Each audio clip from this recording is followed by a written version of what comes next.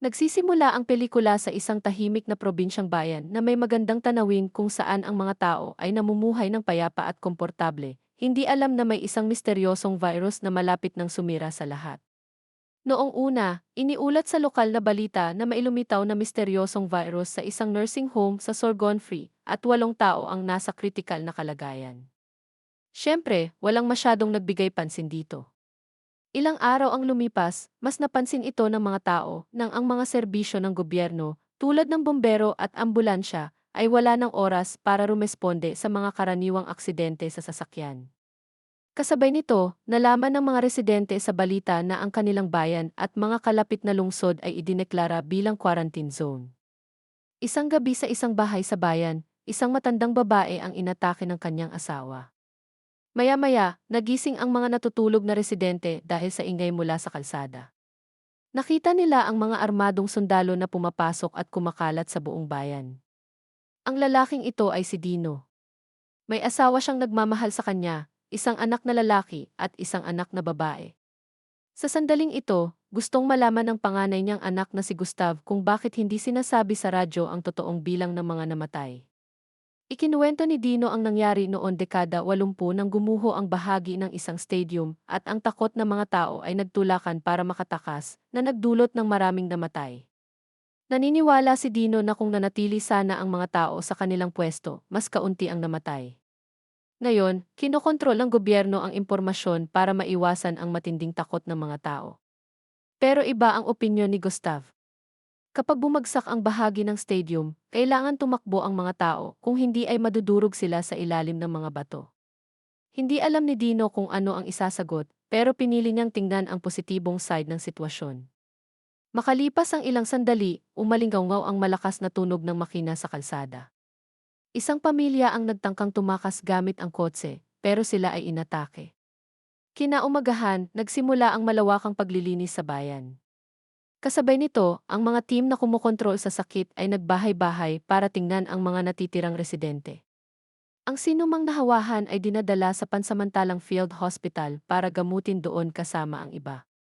Lumipas ang mga araw at mabilis na nabuo ang isang grupo ng mga eksperto na nagtatrabaho araw at gabi para makahanap ng lunas.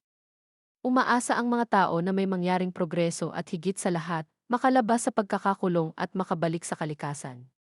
Sa ibang lugar, si Casper, kaibigan ni Dino, ay sinusubukang kumbinsihin ang kanyang girlfriend na si Anna na manatili sa kanya. Pero iisa lang ang nasa isip ni Anna, gusto niyang umalis sa bayan.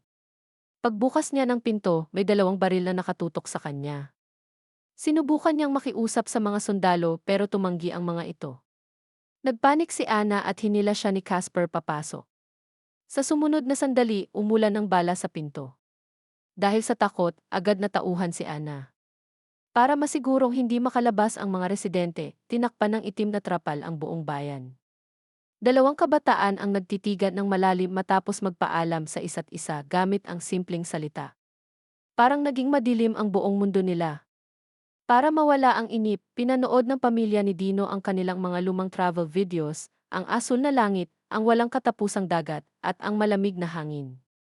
Parang lumalabas ang mga ito mula sa screen at pumapasok sa madilim nilang bahay nang hindi nila namamalayan.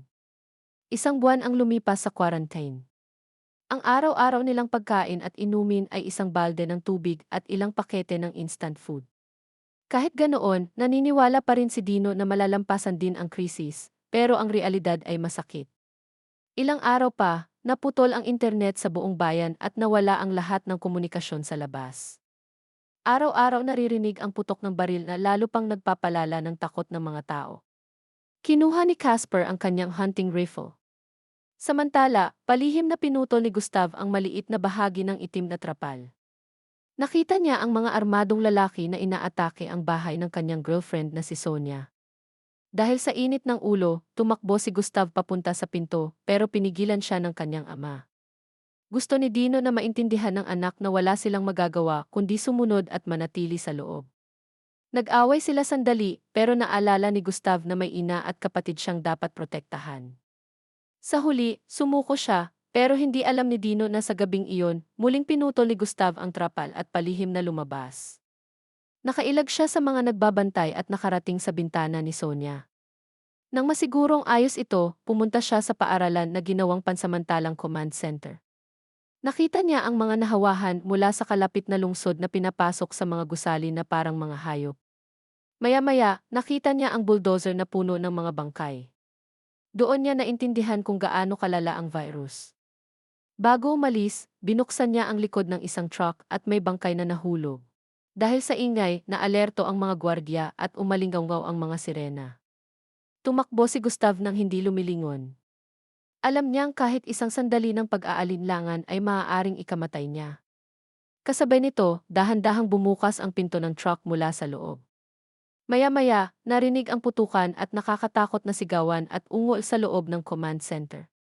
Hindi nagpadala ng tulong ang mga sundalo sa bayan. Sa halip, mabilis silang umalis sakay ng mga sasakyang militar at iniwan ang mga tao sa kanilang kapalaran. Napansin ni Casper na umatras ang mga sundalo at tinawag niya si Anna para ibalita ang nakita niya, pero walang sagot. Nang makita niya ito, handa na itong tumakas gamit ang kotse. Iniwan siya ni Anna at umalis. Pagbalik ni Gustav sa bahay, nadatnan niya si Dino sa pinto. Sinabi ni Gustav na kasinungalingan ang lahat ng nasa balita. Bago makasagot si Dino, pinapasok ni Gustav si Sonia at ang kanyang ina. Nagulat si Dino, pero nang makita niya ang kanilang mga mata, lumambot ang kanyang puso.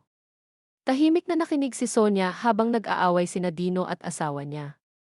Pumasok si Gustav sa kwarto at nahiya si Sonia, pero wala siyang ibang mapuntahan.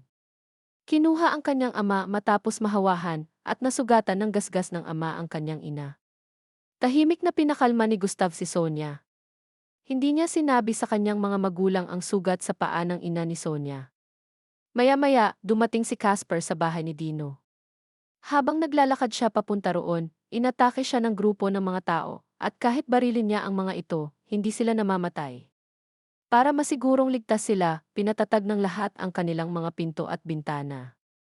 Sa kwarto, napansin ni Sonia na lumalala ang sugat ng kanyang ina. Lalong naging tensyonado ang lahat. Sa kalagitnaan ng gabi, si Gustav at Sonia ang nakaduty sa pagbabantay sa harap ng pinto. Napansin nila na kapag umiilaw ang streetlight, may isang nahawahan na lumalabas mula sa dilim at lumalapit sa ilaw. Isang nahawahan ang dahan-dahang lumapit sa kanila. Sinabi ni Gustav kay Sonia na patayin agad ang ilaw. Nang mamatay ang ilaw, huminto ang nahawahan, nawala ng target, at naglakad papunta sa poste ng ilaw. Habang akala ni Gustav ay may paraan na sila para ilayo ang mga nahawahan, may aninong biglang lumitaw sa gate at bumalik si Anna. Tumingin si Casper nang malamig sa babaeng iniwan siya. Kasabay nito, gusto rin ng iba na malaman kung ano na ang nangyari sa mundo sa labas. Sa sandaling iyon, lahat ay may mabigat na pakiramdam sa dibdib. Walang pag-asa, walang kinabukasan. Gabi na iyon, natulog si Sonia sa mga bisig ni Gustav at nagpasya silang magsama sa isang romantikong gabi. Kinaumagahan, tahimik na nakaupo ang lahat habang kumakain ng natitirang kaunting pagkain at iniisip kung paano sila mabubuhay. Biglang sinabi ni Madge na nawawala ang kanyang alagang kuneho at nakiusap sa kanyang ama na tulungan siyang hanapin ito. Pero ang totoo, nakain na ang kuneho.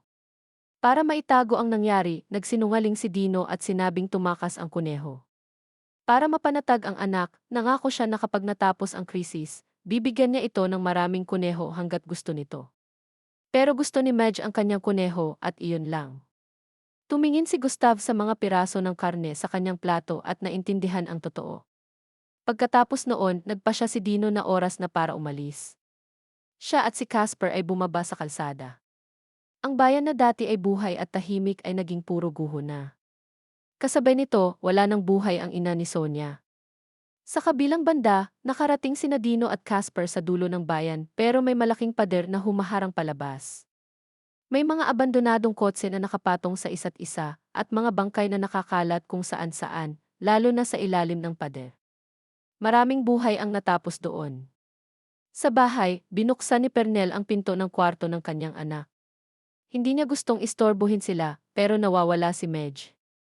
Mabilis na bumaba ang mag-ina para hanapin siya. Nang makita nila ang mga putol-putol na bangkay sa lupa, lalo silang kinabahan. Samantala, sina Dino at Casper, matapos muntik ng mamatay, ay nakarating sa inabandonang command center. Umaasa silang may makitang gamit para makatulong sa kanilang mabuhay, pero nakuha na ang lahat. Nang halos mawalan na sila ng pag-asa, may isang babaeng lumitaw na may dalang kahon ng pagkain. Bago pa siya makausap ni Dino, may narinig silang ingay sa malapit. Tumakbo sina Casper at Dino para tingnan ito. Pagbukas ni Casper ng pinto, hinila siya papasok. Agad sumunod si Dino, pero ang nakita niya ay nagpahinto sa kanya. Nawalan siya ng pagkakataon na iligtas ang kaibigan. Biglang may malaking grupo ng mga zombie na lumitaw mula sa malayo. Sa sandaling iyon, iisa lang ang nasa isip ni Dino, tumakas. Iniwan niya ang matagal niyang kaibigan at tumakas kasama ang babae. Muntik na silang maabutan ng mga zombie. Gusto ng babae na dalhin ang pagkain sa kanyang bahay dahil may dalawa siyang maliliit na anak na naghihintay. Pero tumanggi si Dino. Kailangan din ng pamilya niya ang pagkain. Sa huli, dahil sa pagbabanta ni Dino, napilitan ang babae na ibigay ang lahat ng pagkain. Sa kabilang banda, nagtatago sina Sonia at Anna sa bahay, nanginginig at umaasang babalik agad ang iba. Hindi nila alam na muling nabuhay ang katawan ng ina ni Sonia. Samantala, nasa labas pa rin si Madge at hinahanap ang kunehong hindi na niya makikita. Hindi sinabi sa kanya ni Nadino kung gaano nakapanganib ang mundo sa labas. Walang kamalay-malay, binati niya ang dati nilang kapitbahay. Nang humarap ito, umalinggaw ang sigaw ni Madge sa buong bayan. Pagbalik ni Dino pa uwi, agad niyang nakilala ang boses ng kanyang anak. Nahulog ang pagkain mula sa kanyang kamay at tumakbo siya ng buong bilis papunta sa tunog. Naunang nakarating si Gustav kay Madge at inatake ang nilalang, pero sa sobrang lakas ng kanyang mga galaw, nasasaktan na rin niya ang kanyang kapatid, hindi alam ang panganib na kinakaharap ng kanyang ina. Sa mahalagang sandali, dumating si Dino, pero huli na. Nakagat na si Madge. Dumami ng dumami ang mga zombie sa paligid nila. Kahit nakatakas ang pamilya ni Dino, nahila nila ang mga zombie papunta sa kanilang bahay. Pagdating nila sa bahay, tumakbo si Gustav sa kwarto ng ina ni Sonia. Ilang sandali lang ang nakalipas, pinatay na ni Sonia ang sarili niyang ina na naging zombie. Pero hindi pa tapos ang lahat. May malalim na ungol na narinig si Dino sa likod niya. Pagharap niya, nakita niya si Anna na naging zombie na. Nang itaas ni Dino ang baril, inatake siya ni Anna. Nang matapos ang lahat, pumasok si Dino sa sala. Nakapagdesisyon na siya. Siya mismo ang tatapos sa buhay ni Madge. Tumanggi si Pernell at galit na sumigaw kay Dino, pero hindi nito nabago ang kanyang isip. Sa sandaling iyon, binasag ng mga zombie ang pinto at pumasok. Halos maisara ni Dino ang pinto, habang hinablot ni Pernell si Madge at tumakbo papunta sa kwarto. Kasabay nito, lumabas sina Gustav at Sonia sa bintana sa ikalawang palapag. Tumingin si Gustav sa mga zombie sa ibaba, nagsindi ng sulo at inihagis ito. Agad napunta sa apoy ang atensyon ng mga zombie. Sinamantala ni na Gustav at Sonia ang pagkakataon at nakatakas. Samantala, sa pilitang nabuksan ang pinto ng kwarto at muling lumitaw si Dino, handang harapin si Madge. Habang nawawala ng pag-asa si Pernell, biglang nagmulat ng mata si Madge. Sa sandaling iyon, gumawa ng huling desisyon ang ina, manatili sa tabi ng anak niya, kahit ano pa ang mangyari. Tumingin si Dino sa anak niyang unti-unting nagbabago.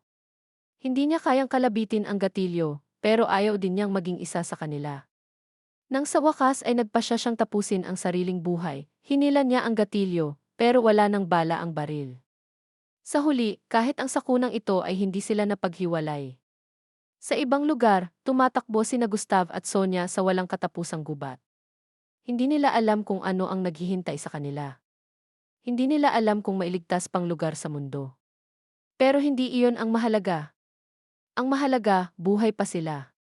Sa huling eksena, umatras ang kamera at ipinakita ang usok na umaangat mula sa iba't ibang bahagi ng bayan. Puno ng tunog ng siren ang paligid, kasabay ng tunog ng mga bumabagsak na bomba. At dito na nagtatapos ang pelikula. Maraming salamat sa panonood.